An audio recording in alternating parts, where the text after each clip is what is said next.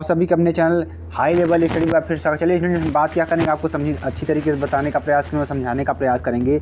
जो भी चीज़ें इसमें हम बता रहे हैं आपको एग्ज़ाम में एग्जैक्टली 100% आने की संभावना है। तो आप लोग ज़्यादा चैनल को सब्सक्राइब करें, ठीक है।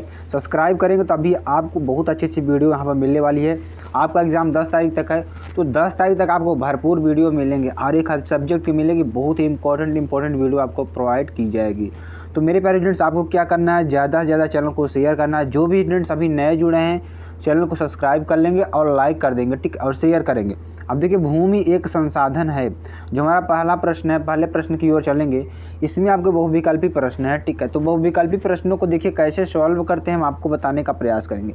इसमें आपको 4 ऑप्शन दिए रहेंगे, 4 ऑप्शन में से आपको एक ऑप्शन सही होगा, तो उस ऑप्शन को चूज़ करके आपको लिखना होगा। प्राकृतिक, मानव निर्मित, सौर ऊर्जा से निर्मित, इनमें से कोई नहीं। तो इसका आंसर क्या हो जाएगा, प्राकृतिक। क्या हो जाएगा, प्राकृतिक हो जाएगा। निम्नलिखित में से एक मिट्टी का प्रकार नहीं है, यानी कौन ऐसा है जो मिट्टी का प्रकार नहीं है। जैसे काली मिट्टी, पीली मिट्टी, लेटराइट मिट्टी भी होती है, लेकिन सीमेंट हमारी मिट्टी नहीं होती है। इसे हम कृत्रिम रूप से उत्पन्न करते हैं या बनाते हैं, एक तरीके से कह दे तो, ठीक है। अब देखिए अगला जो हमारा क्या है, रियो डी जेनेरो में पृथ्वी शिखर सम्मेलन का आयोजन किस वर्ष हुआ था। तो ये आपके लिए बहुत ही इंपॉर्टेंट प्रश्न है, वेरी मोस्ट इम्पॉर्टेंट है। ये आपका एग्ज़ाम में बहुत बार पूछा गया प्रश्न है, तो ये प्रश्न को पढ़ना आपके लिए बेहद ही इंपॉर्टेंट हो जाता है। तो ऐसे प्रश्नों को आपको सॉल्व करते रहना है ताकि एग्ज़ाम में आपके अच्छे नंबर्स मिल सकें। तो चलिए इसके आंसर की बात करेंगे। इसमें आप देखेंगे 4 ऑप्शन आपको मिलेंगे, 1972, 1992, 1979, 1998। तो इसका आंसर क्या हो जाएगा, ख नंबर हो जाएगा 1992, ठीक है। अब चलिए आगे बताते हैं आपको, निम्न में से कौन अजैविक संसाधन है। तो इसमें भी आपको 4 ऑप्शन मिलेंगे, तो इस 4 ऑप्शन में से आपको कौन सा ऑप्शन सही होगा। चलिए इसके ऑप्शन की बात कर लेते हैं। तो चट्टानें, पशु, पौधे, मछलियाँ। तो आपका इसमें आंसर की बात करेंगे तो आंसर क्या हो जाएगा, चट्टानें जो आपका आंसर हो जाएगा, बहुत ही मोस्ट इम्पॉर्टेंट है, ठीक है। चलिए आगे आपको बताते हैं, निम्नलिखित में से किस राज्य में काली मिट्टी पाई जाती है। तो कौन सा राज्य ऐसा है जहाँ पर काली मिट्टी पाई जाती है, झारखंड, गुजरात, राजस्थान, बिहार। तो इसमें से अगर हम बात करें तो आपका गुजरात में जो होता है काली मिट्टी पाई जाती है, ठीक है।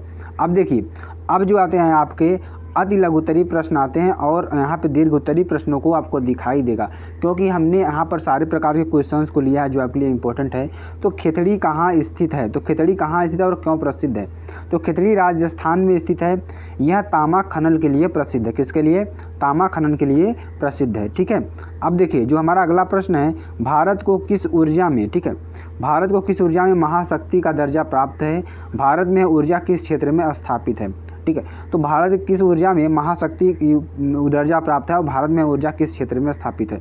तो यहाँ से देखेंगे अगर देखते हैं तो यहाँ पे जो ऊर्जा क्षेत्र स्थापित है वो भारत को अब विश्व में पवन महाशक्ति का दर्जा प्राप्त है, यानी पवन महाशक्ति का दर्जा प्राप्त है।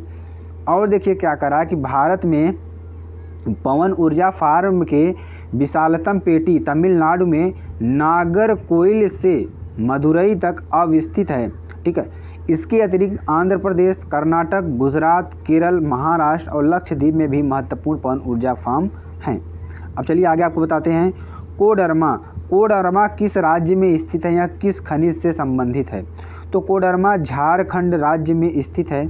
यह अभ्रक से संबंधित है। किससे, अभ्रक से संबंधित है। तो भारत के परमाणु संयंत्रों के नाम बताइए। भारत के 2 आणविक ऊर्जा केंद्रों के नाम बताइए, ठीक है। अब देखिए यहाँ बताते हैं आपको, ये आपका प्रश्न है, ये प्रश्न बहुत ही इंपॉर्टेंट है। ये प्रश्न आपका 2020 में आया हुआ प्रश्न है, तो ये प्रश्नों को आपको अच्छी तरीके से याद कर लेना है, ठीक है। चलिए आगे बताते हैं आपको, भारत का सबसे लंबा राष्ट्रीय राजमार्ग, ठीक है, कौन है। इसकी लंबाई और उससे जुड़ने वाले नगर कौन से हैं। तो राष्ट्रीय राजमार्ग 7 अब 44, ठीक है, जो पहले 7 था अब क्या हो गया, 44 हो गया है। सर्वाधिक लंबा राजमार्ग है जो 2369 किलोमीटर है। यह वाराणसी को जबलपुर, नागपुर, हैदराबाद, बंगलुरु, मदुरई के रास्ते कन्याकुमारी से जोड़ता है, ठीक है। ये आपके लिए बहुत ही इंपॉर्टेंट है। अब देखिए, संघात्मक शासक की स्थापना के 2 प्रमुख तरीकों का वर्णन कीजिए। तो संघात्मक शासक की स्थापना के दो प्रमुख तरीकों का वर्णन कीजिए। तो यहाँ पे क्या हो जाएगा, संघात्मक शासन की स्थापना के तरीके निम्नलिखित हैं। कौन कौन से, चलिए दोनों बात कर लेते हैं और अच्छी तरीके से आपको समझाने का प्रयास करेंगे। तो जो भी स्टूडेंट्स हमारे साथ नए जुड़े हैं, हम लोग तुरंत सब्सक्राइब कर देंगे, लाइक कर देंगे और कमेंट कर देंगे, और लास्ट तक आपको बने रहना है। वीडियो कहीं छोड़ कर जाना नहीं है, स्किप नहीं करना है, बहुत ही इंपॉर्टेंट वीडियो आपको बताने वाले हैं। देखिए, संघात्मक शासन की स्थापना दो तरीके निम्नलिखित हैं।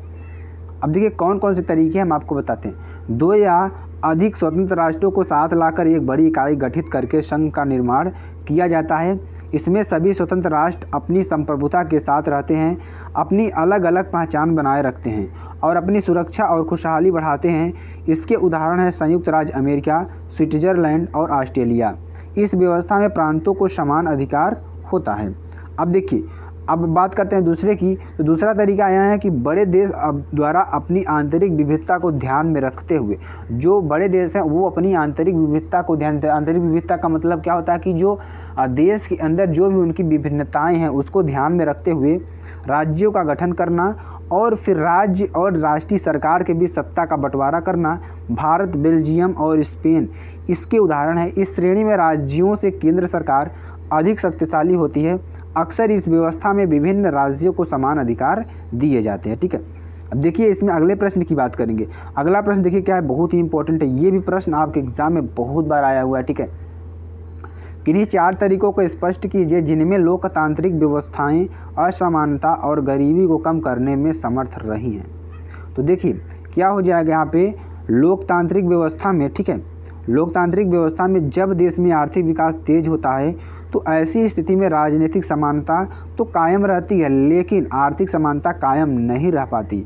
ऐसी स्थिति में सरकार अधिक आय वालों से कर के रूप में रकम वसूल करती है तथा गरीब और मध्यम वर्ग के लिए कई लोक कल्याणकारी कार्य करती है, जैसे सरकारी अस्पताल, सरकारी स्कूल, जन वितरण प्रणाली, दुकान तथा अन्य जन सुविधाएं उपलब्ध कराती हैं, जिससे क्या होता है कि आर्थिक विषमता में कमी आती है। ठीक है, असमानता और गरीबी कम करने के लिए किए गए उपाय निम्नलिखित हैं। तो गरीबों के लिए जन कल्याण योजनाएं चलाना, बेरोजगारों को बेरोजगारी भत्ता देना, निर्धन छात्रों को छात्रवृत्ति प्रदान करना, निर्धन वृद्ध व्यक्ति को वृद्धावस्था पेंशन प्रदान करना।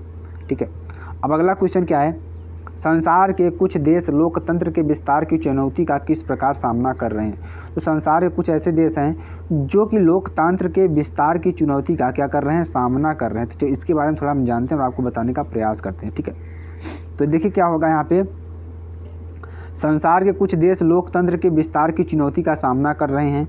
कई देशों में एकात्मक शासन व्यवस्था कायम है। ऐसी स्थिति में शासन का केंद्र एक स्थान पर होता है, जबकि लोकतंत्र का विस्तार तभी हो सकता है जब स्थानीय सरकारों को अधिक अधिकार संपन्न बनाना, संघ की इकाइयों के संघ के सिद्धांतों को व्यवहारिक स्तर पर लागू करना, महिलाओं और अल्पसंख्यक समूहों की उच्च भागीदारी सुनिश्चित करना आदि ऐसी चुनौतियाँ हैं।